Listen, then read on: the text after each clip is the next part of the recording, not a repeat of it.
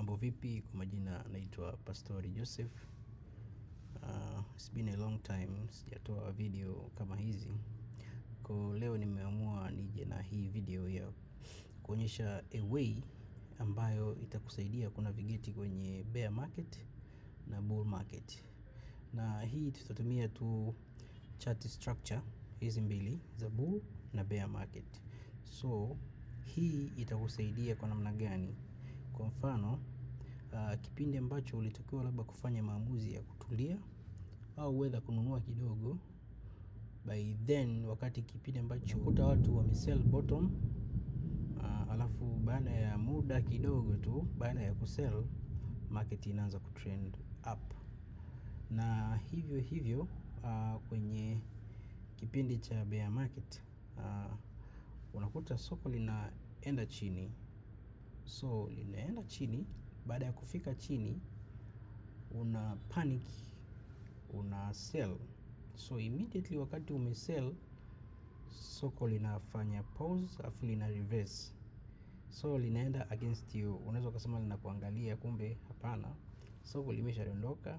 So ita trend higher kwa kipindi fulani, then litadondoka na to put that low ambayo unaweza kuhisi kama soko linakuchezea. By then sasa usijue kama umekuwa trapped kwenye hizi counter trend la rally, ukajikuta unapata hasara. Sasa nitaonyesha hapa, hii ni chart ya Solana. So ngoja niingie kwenye chart ya BTC ili upate kuelewa nazungumzia kitu gani. Sasa hii ni weekly chart. Nimeweka weekly chart ili tuweze kuona kwa upana zaidi, tupate ile bird's eye view. Okay, tunaona vipindi tofauti vya bull market. Tuliona hichi kipindi cha bull market hapa kitop 2017, tukaanza bear, then tukaenda bear market wika bottom hapa. Okay, tukaona 2019 tukawa tuna kibull fulani hivi cha ajabu, katokea tena downtrend hivyo kadip tena, then tukapata ile sasa sufficient rally ya 2021. Sawa, tuliokuwa tuna hiyo local top hapo, tukawa tuna local bottom hiyo hapo, ikarali tena blow off top. Okay, sasa mimi nazungumzia nini? Nazungumzia phase mbili za bull na bear. Sasa koja tuzungumzie hii ya juzi hapa ili tupate picha vizuri. Okay, BTC ilianza kurecover 2023. Manake ni a year before halving. Na mara nyingi tunajua kwamba BTC waga ina recover a year before halving. Halving ilitokea 2024. So kama mtu ulikuwa unataka kununua, ungetakiwa ununue 2022, kwa sababu 2023 ni muda ambao BTC inafanyaje, ina recover toward the halving year. So unatakiwa ujiposition 2022 ili kupata hii momentum yote mpaka hapa juu. Sawa? I mean hii nice rally. So nataka kuzungumzia nini? Ili uweze kunavigate from here to here. I mean like this. From here to here. Ukiwa comfortably, yani ukiwa comfortable, ukiwa unajua unachokifanya. Kwa sababu hii yote hii haikwenda straight. Umeona hiyo midondoko hapa katikati? Sasa nataka nizungumzie midondoko katikati namna gani ambapo unaweza ukaikwepa au ukadili nayo. Sasa in bull market, market sawa, ina spend muda mwingi ikiwa ina trend low, yani ikiwa inaenda downtrend. Sio kwamba market inaenda iko bullish, lakini ina spend muda mwingi in bearish case. Kwa mfano tutakuja hapa, nitazimaki ili uweze kuelewa. We start from here, then market ika dip. So I will draw another sphere from this top here to this bottom here. The same way I will draw from this to this.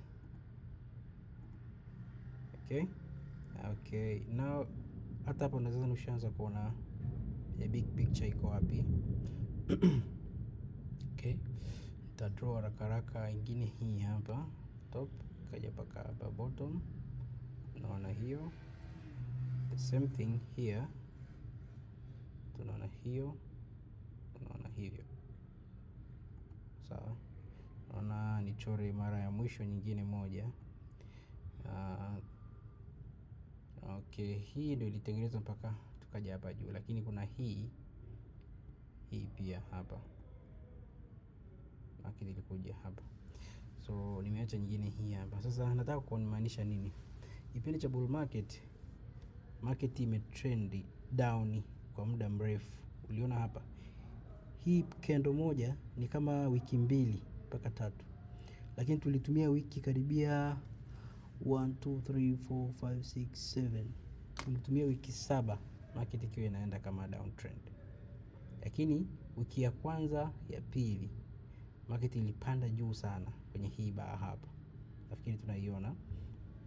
Baada ya kufika juu market ilitrend kwa wiki kadhaa ikiwa inashuka. Sasa hii ina trap hapa tu kwenye bull market, lakini watu wanaweza kufikiria kwamba it's over, lakini hapana. So kwa mtu mwenye akili au ambaye alikuwa hajajiposition sana, maana yake anaongeza position.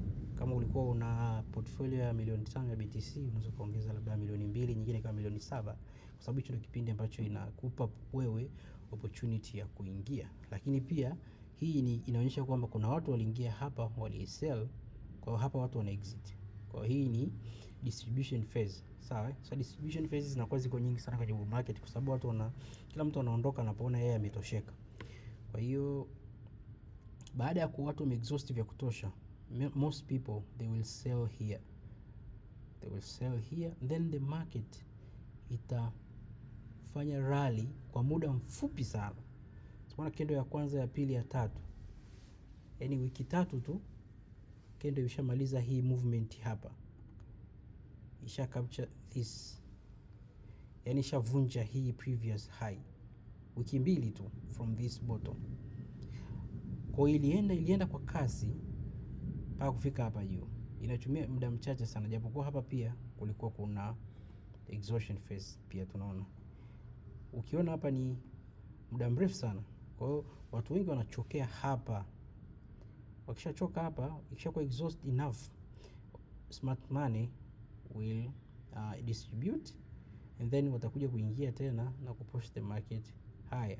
Kwa hapa wenzetu na sisi kama retailers wengi ambao hawana hii information watauza hapa, lakini immediately soko litaenda juu. Kwa hiyo unaweza kuhisi kama soko linakuangaliaga kwamba nikinunua halifanyi chochote au linashuka, nikisell linapanda.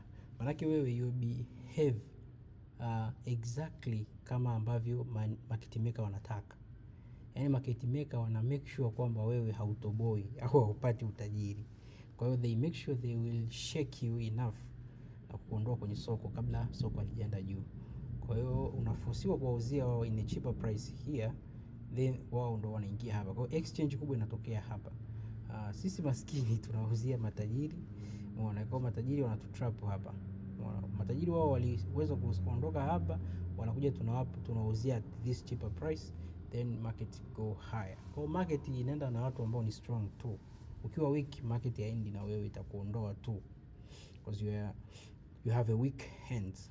Kwa hiyo tunaona pia hapa ilitumia muda mrefu kushuka, lakini ilitumia muda mfupi sana kuvunja hii high, previous high. Tunaimaki hapo kutumia trend line. Tunaona market kuvunja hapa, kuvunja hii previous high ilichukua wiki 1 2 3 4 5 6 mpaka hapa imeshavunja. Umeona yaani kwa nguvu sana unakutisha vunja previous high, lakini natumia a lot of time kwenda down. Kwa hiyo umeona hizi phases ni nyingi sana hizi. Hii kuna hichi kidogo hapa, kuna hii market inaenda down. Kumbuka hapa market inaenda down trend. Inashuka, inapanda kidogo, inashuka chini zaidi, inapanda kidogo, inashuka chini zaidi. Kwa hiyo unaweza kuhisi kama mbona market inaenda down, yani kwenye down trend. Kumbe kwenye bull market down trend ni nyingi kuliko uptrend. Kwa hiyo uptrend ni chache, ni ya kwanza, ya pili, ya tatu, ya 4, bull market imeisha, lakini hapa ndani imeshawatoa watu wengi sana kwenye soko. Kwa hiyo usipokujua kwa unajua hizi phases, ni rahisi kuwa trapped. So the same way kinacho happen kwenye bear ni the same kinacho happen kwenye bull, ila ni vice versa. Sawa, vice versa kwa namna gani? Nachukua hii hapa,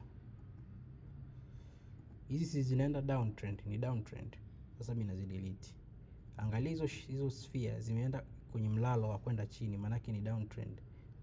Sasa mimi nakuonyesha kwenye bear ina happen the same way, lakini inakuwa ni up. Kwenye bear market soko linatumia muda mwingi kwenda uptrend. So where is this sphere? Tumeona iliita 60k lakini ya trend higher. Okay, so ukiangalia ile nichore nyingine ya mwisho hapa, ishuka mpaka low here, then ikaanza kutrend higher up to here. Ukiangalia soko lina trend higher more than linavyoshuka. Soko limetumia wiki 2 tu 3 kufika mpaka hapa chini, si ndio? Lakini lilitumia 1 2 3 4 5 6 7 8 9, karibia wiki 9 likiwa lina trend higher. Kwa hiyo it's easily kuwa trap kama wewe ni bull, unahisi kama soko linaenda all time high, lakini eventually soko lita break down, alafu litatumia muda mchache sana kwenda chini, lakini tena litatumia muda mrefu kutrend higher kama inavyotokea sasa hivi. Lakini hii yote ina trap. Sasa bear market mara nyingi kuna kama msemo kanasema bear market makes both bears and bull fools. So the bear market makes a fool of both bulls and bear. Kwa hiyo kama ukiwa ni bull utajiona mjinga, na kuna saa ukiwa bearish utajiona mjinga. Kwa bear market ina humble everyone, lakini mara nyingi a bullish person mara nyingi ana win kwenye bear market, because eventually market itaenda juu. Kwa hiyo ukiwa bear inabidi uwe makini, kwa sababu itafika point itaachwa. So market always recover, au wanasema market always moving up to the right. So eventually market itakuja trend higher. Kwa hiyo ukiwa bullish most of the time utawin. So kuna msemo pia unasema bulls make money, bears feels smart. Kwamba bear wanaonekana wana akili soko likiwa limeshuka, lakini bulls wana make money soko likiwa linapanda, sababu wanakuwa wameinvest. Ila bear anakuwa amesema kwamba soko litashuka, kwa hiyo mimi na sell.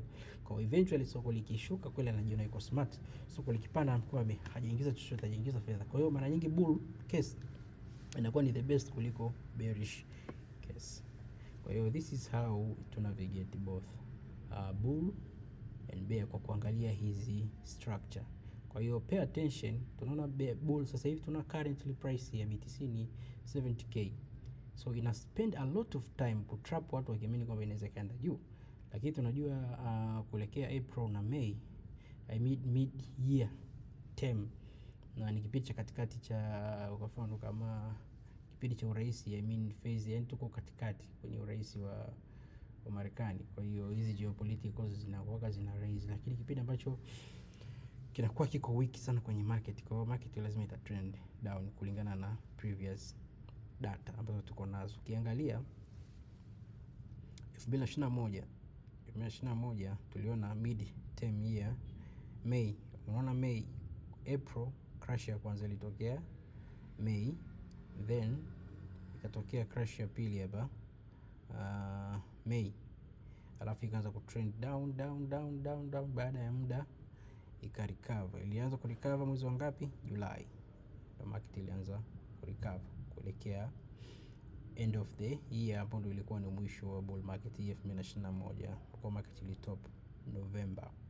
That's how you navigate a bull and bear.